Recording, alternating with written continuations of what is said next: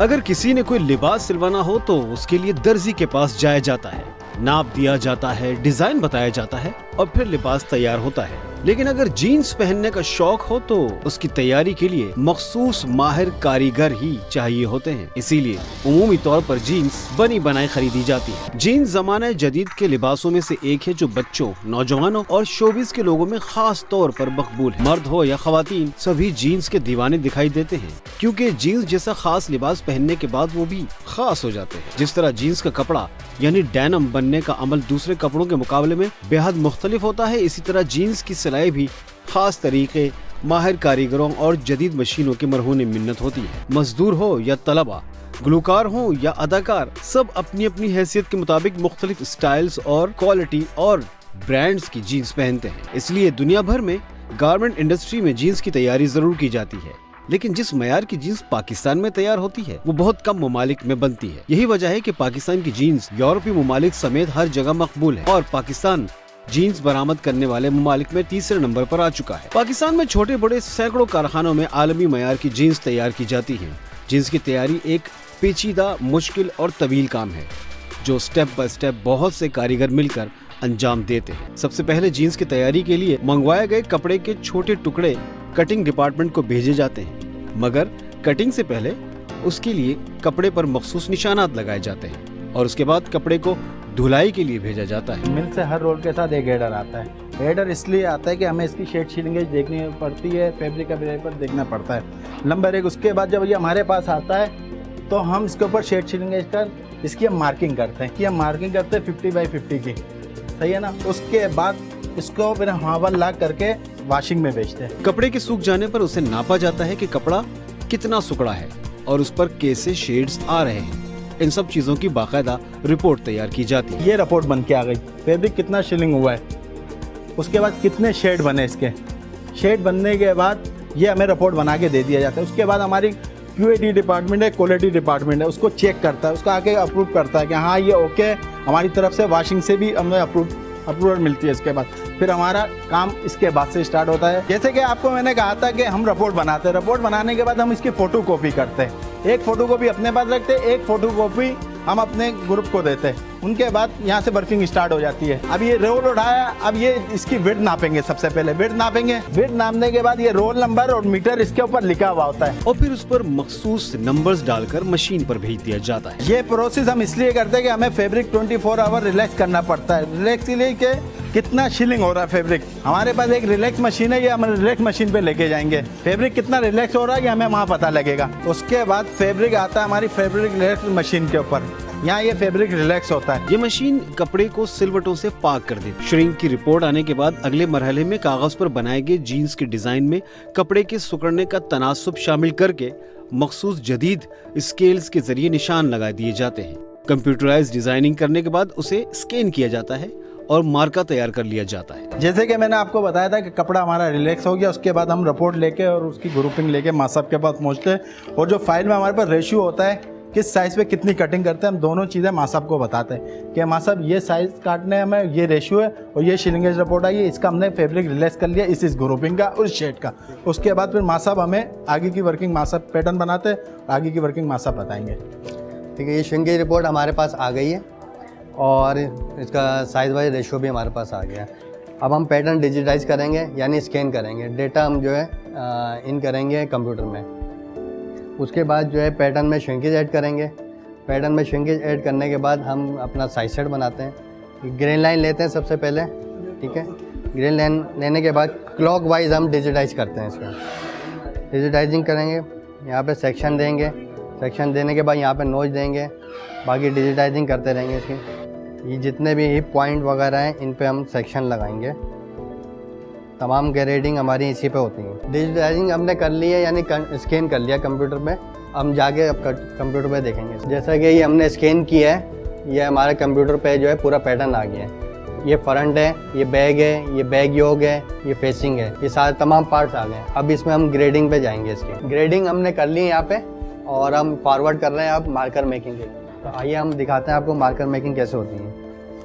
ये रेशो आया हमारे पास कटिंग पे से और इसको हम फीड कर रहे हैं इसमें कंप्यूटर में मार्कर मेकिंग के लिए। तमाम रेशो हमने बना लिया है। ये मार्कर हमारा बन गया है एफिशिएंसी के साथ, और इसकी एफिशिएंसी हमारी आ रही है तकरीबन 89-87 के करीब। जैसा कि आपने देखा मार्कर हमारा रेडी हो गया है। अब हम प्लॉटिंग के लिए जाएंगे दूसरे कंप्यूटर पे, वहाँ से हम प्लॉट पे डालेंगे। ये मार्कर हमारा प्लॉट मुकम्मल हो गया यहाँ पे। अब ये प्लॉटिंग पे जाएगा, पूरी डिटेल आ जाती है मार्कर की कि कौन सा साइज़ है, क्या वेट है, क्या श्रिंकेज है और क्या रेशो है, पूरी डिटेल आती है इसकी। लेकिन ये हमने मार्कर प्लॉट पे डाला है। अब ये प्रिंट निकल रहा है बाहर।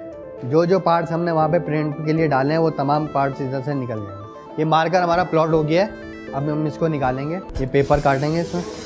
ये मार्कर कंप्लीट हो गया है और ये मार्कर अब रॉड पे से निकाल के कटिंग वालों को इन्फॉर्म कर देंगे और कटिंग वाले फिर वो इस मार्कर को ले जाते हैं। ये देखें, ये मार्कर प्लॉट हुआ है, तमाम पार्ट्स आए हुए हैं। इस मार्के का प्रिंट निकालने के बाद कटिंग कारीगरों को फराहम किया जाता है। माथा साहब मार्कर रेडी हो गया? हाँ, मार्कर रेडी है। Thank you. जो आपने बोला था रेशो के हिसाब से वो मार्कर ये निकाल के रख दिया।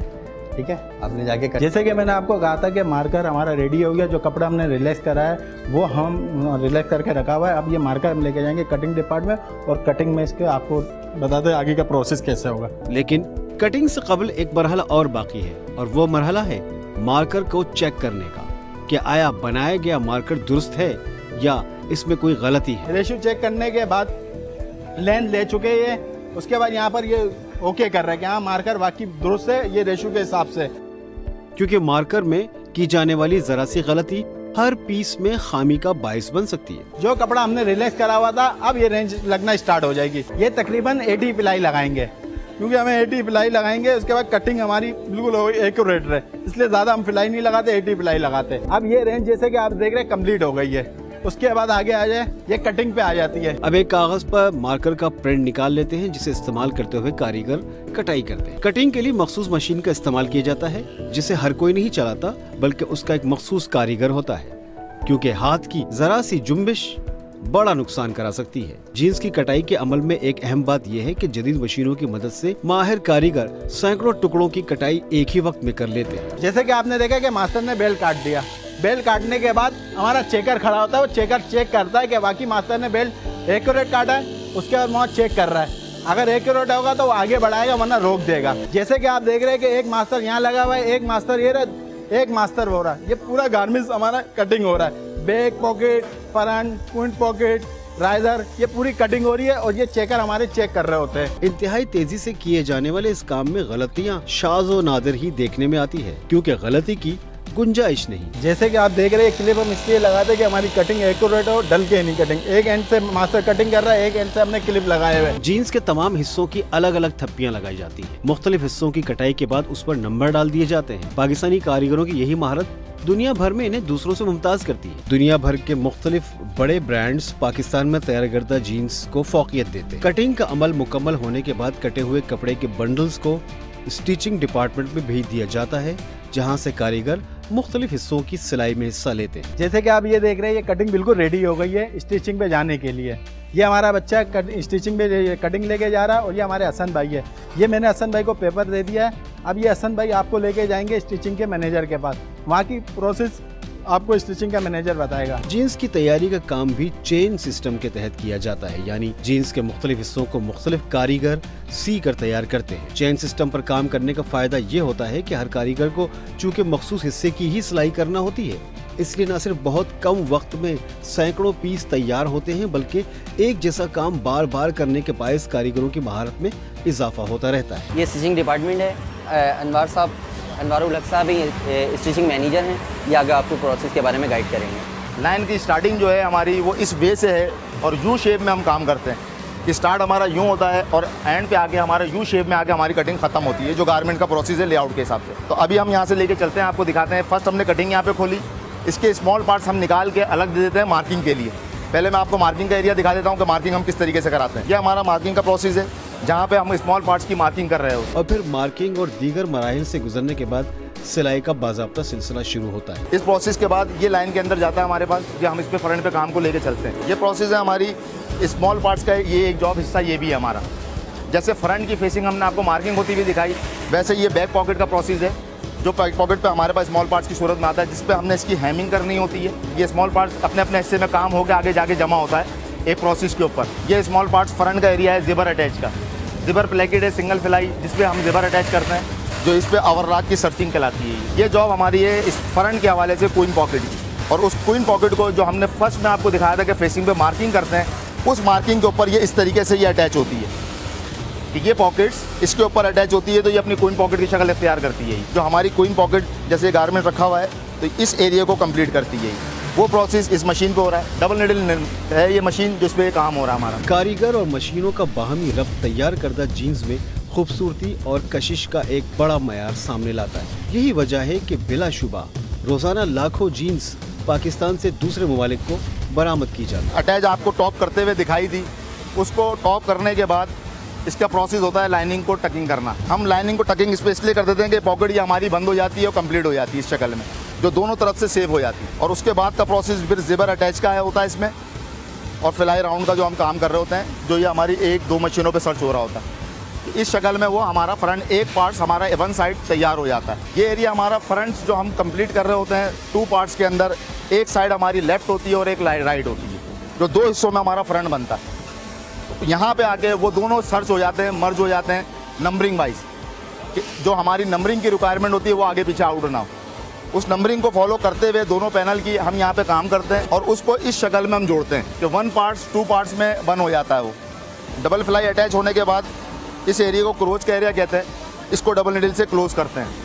ये क्लोज होने के बाद हमारा फ्रंट अपनी शक्ल इख्तियार कर लेता है। छोटे छोटे टुकड़ों को जोड़कर पहले जीन्स का फ्रंट तैयार किया जाता है।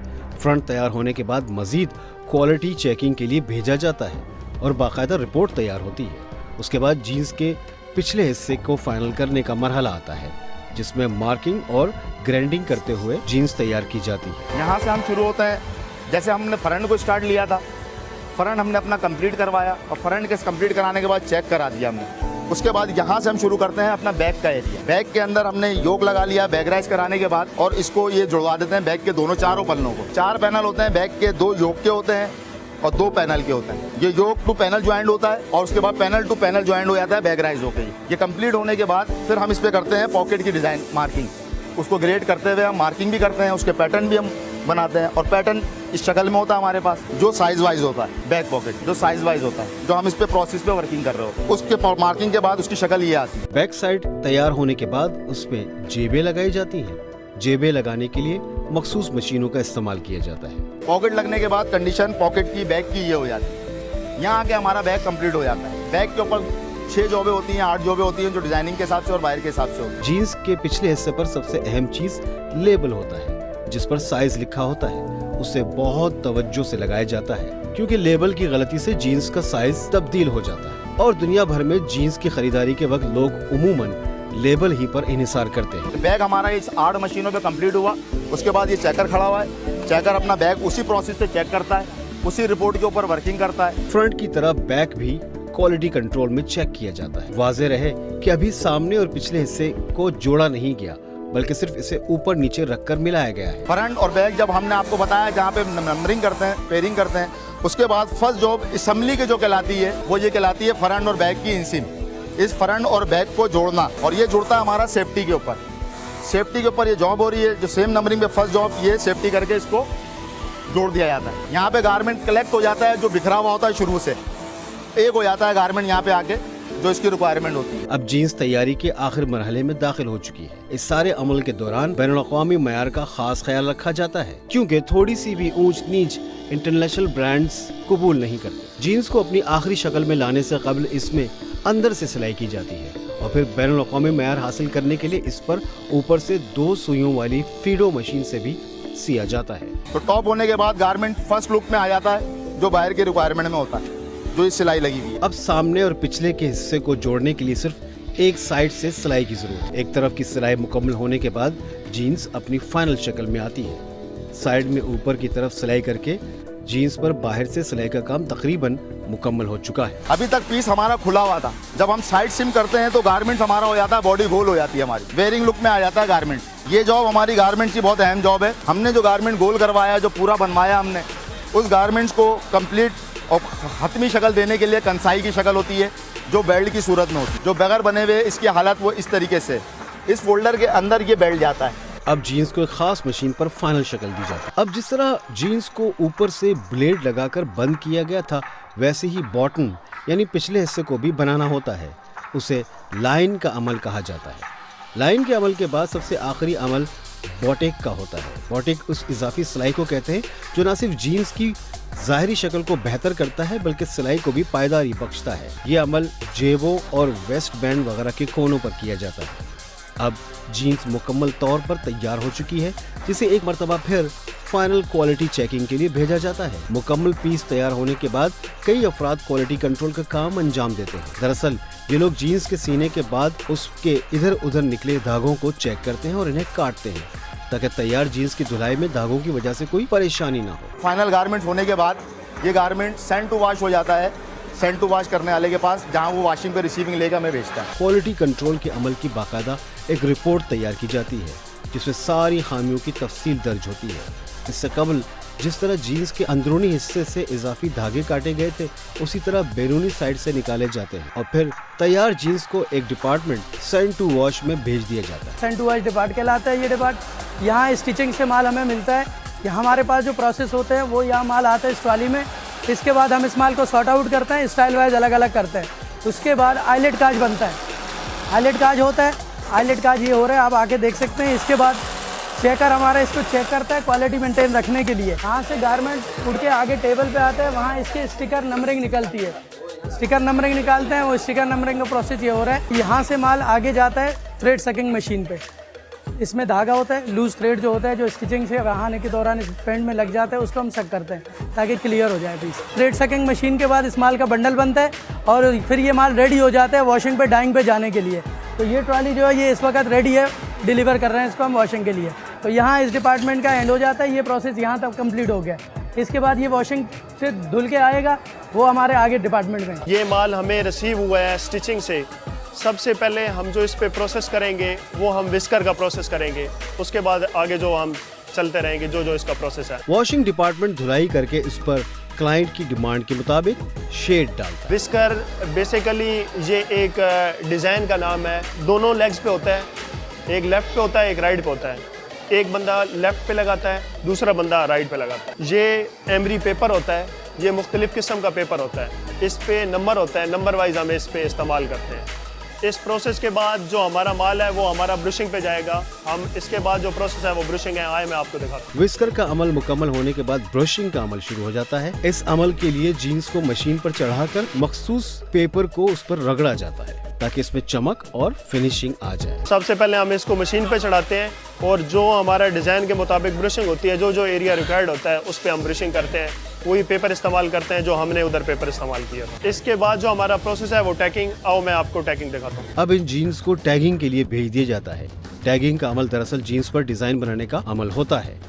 ब्रशिंग के बाद जो हमारे पास अगला प्रोसेस होता है वो टैगिंग होता है। टैगिंग जो हम करते हैं उससे हमारा पिन लगा के एक डिज़ाइन जनरेट किया जाता है, एक फैशन जनरेट किया जाता है जैसा कि हमने किया है और टैगिंग करी है। और उसके बाद इस पॉकेट का जो डिज़ाइन है वो इस तरह का बन गया है। एक हमारा एक नया डिज़ाइन जनरेट हो जाएगा। इसके बाद हम लार्ड मेकिंग में जाएंगे जहाँ ये सारा माल जाके जमा होगा। वहाँ से हम वॉशिंग की तरफ माल हमारा जाएगा जहाँ पे ये माल वॉश होगा। मुख्तलिफ़ किस्म की वॉश होती हैं जो इफ़ेक्ट जनरेट करने होते हैं, उस हिसाब से हम इधर बनाते हैं। सबसे पहले मैं आपको दिखाता हूँ जो हमने टैगिंग करी है। ये टैगिंग किया हुआ है, ये हम वॉशिंग में भेजेंगे तो इस तरह का डिज़ाइन जनरेट होगा।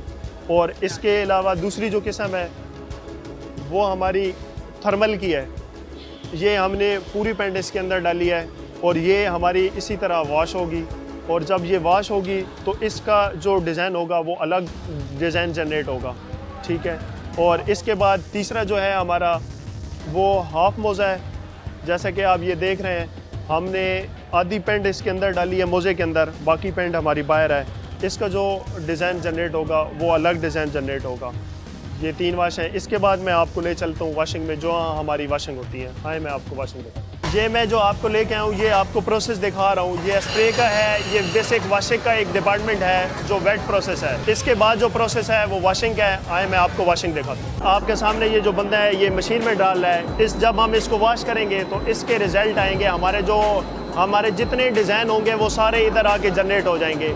जहाँ पे हम आके पेंट को धो देते हैं जितने हमारे केमिकल्स होते हैं जो भी होते हैं वो सारे यहाँ पे आके उनके जो इफ़ेक्ट है वो आके नज़र आ जाता है। यहाँ हमारा जो डेनम है वो हमारी फुल वॉश हो जाएगी और हमारी जो केमिकल्स है वो फ्री हो जाएगी। जैसा कि मैंने आपको बताया कि पहले हम वॉश करते हैं, वॉश के बाद हमारे पास गारमेंट गीला होता है तो इसको सुखाने के लिए हम ड्रायर पे लेके आते हैं। जो हमारा गारमेंट्स जब सारा वॉश हो जाता है तो उसके बाद हम इधर आके इसके जितने इफेक्ट होते हैं हमारे वो हम आके इधर चेक करते हैं फाइनल के हमारे गारमेंट्स पे आए हैं इफेक्ट या नहीं आए। जैसा कि ये हमारे सामने पड़ा हुआ है, ये हम इसके इफेक्ट देख रहे हैं, इस पे हमने जो डिज़ाइन जनरेट किया था वो आया है या नहीं आया है। इसमें हम विस्कर देख रहे हैं, ये हमारी ब्रशिंग की हुई है, ये हमारी बाइंडिंग है। इसमें जितने इफेक्ट हमने पहले अपने प्रोसेस में डाले थे वो सारे इस पे अपेयर हुए हैं या नहीं हुए हैं। इस डिपार्टमेंट में हम ये चेक करते हैं। सबसे पहले वाशिंग से माल आता है गारमेंट्स के अंदर, हम लोग इसकी लुक्स कटिंग करते हैं। फिनिशिंग डिपार्टमेंट में होने वाला काम भी कई मराहिल पर मुश्तमिल होता है। फर्स्ट ऑपरेशन है, फर्स्ट ऑपरेशन के बाद हम सेकंड ऑपरेशन रिविट के पर आते हैं। तो यहाँ पे हमारे रिविट लग रहे हैं।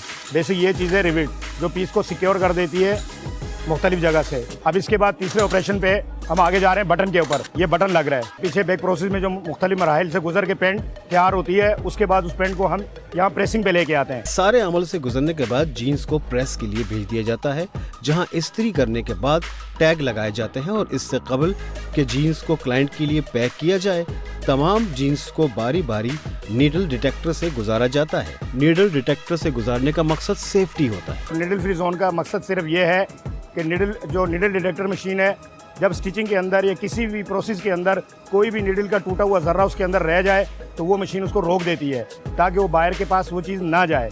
तो इसको नीडल फ्री